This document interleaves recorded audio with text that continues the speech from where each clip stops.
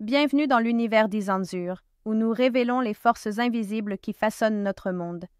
Aujourd'hui, Barcelone signe un accord touristique massif avec la RDC qui suscite le débat.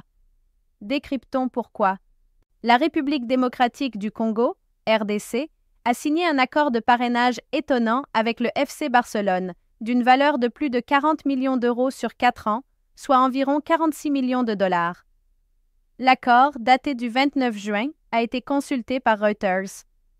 Dans le cadre de ce partenariat, le slogan « Cœur de l'Afrique » figurera au dos des maillots d'entraînement et d'échauffement des équipes masculines et féminines du Barça. Le logo apparaîtra aussi dans les magazines du club, les rapports annuels et d'autres supports promotionnels. La RDC paiera entre 10 et 11,5 millions d'euros par saison, et ce contrat s'inscrit dans une campagne plus large visant à promouvoir le pays sur la scène internationale. D'ailleurs, des partenariats similaires existent déjà. 1,6 million d'euros par saison avec l'AS Monaco et environ 14 millions avec l'AC Milan. Pour le FC Barcelone, cet accord permet de soulager la pression financière imposée par les règles strictes du fair-play financier de la Liga.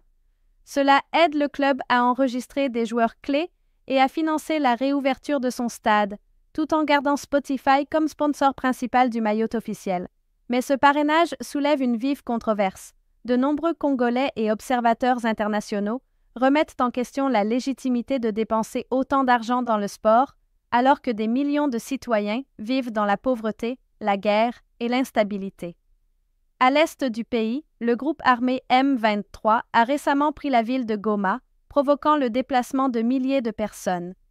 L'ONU accuse le Rwanda de soutenir ces rebelles pour exploiter les ressources minières du Congo.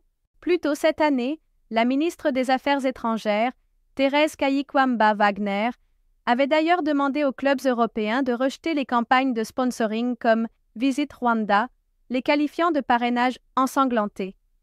Les autorités congolaises, elles, défendent l'accord avec Barcelone. Elles y voient un outil pour repositionner le pays à l'international, valoriser ses richesses naturelles, comme le parc national des Virunga ou la réserve des Okapi, et attirer investissement et tourisme. Un match amical à Kinshasa serait même à l'étude pour renforcer cette visibilité mondiale. C'était une autre plongée approfondie de l'univers Izanzur. Que pensez-vous? La RDC devrait-elle investir des millions dans la promotion du sport de classe mondiale pendant que le conflit continue chez elle? Laissez vos pensées ci-dessous. N'oubliez pas d'aimer, de commenter et de vous abonner. À la prochaine épisode. La vérité vous attend.